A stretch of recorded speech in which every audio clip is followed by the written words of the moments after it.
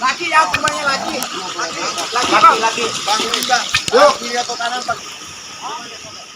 Syedaralun, tim gabungan pencarian dan evakuasi korban mobil Toyota Innova BL1537EF yang jatuh di jurang Pak Barat kembali menemukan korban.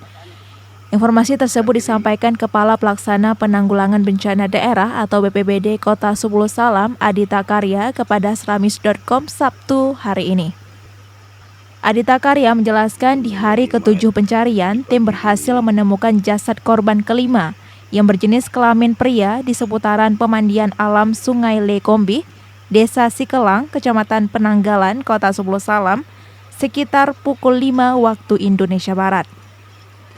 Setelah dipastikan bahwa mayat tersebut adalah Muhammad Amri Lubis yang tercatat sebagai warga Desa Kutatring, Kecamatan Labuhan Haji Barat, Aceh Selatan. Pria asal Sumatera Utara ini menjadi warga Aceh Selatan setelah mempersunting warga Labuhan Haji 2018 lalu. Kini masih ada 2 korban yang belum ditemukan, masing-masing 1 pria dan 1 wanita.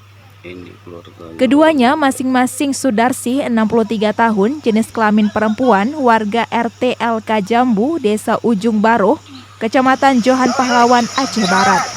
Masdi 49 tahun, jenis kelamin pria, pekerjaan karyawan swasta, alamat Jalan B. Wijaya Kesuma, Kecamatan Medan Selayang, Kota Medan, Sumatera Utara.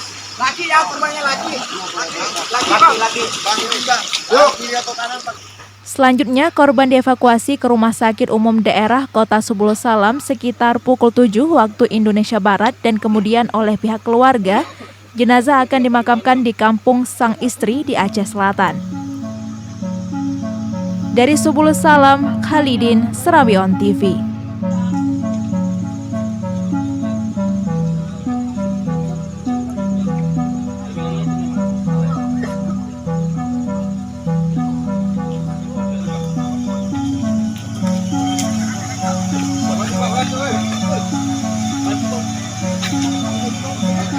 Laki ya, korbannya laki. Laki bang, laki. Bang juga. Yuk, kiri atau kanan bang.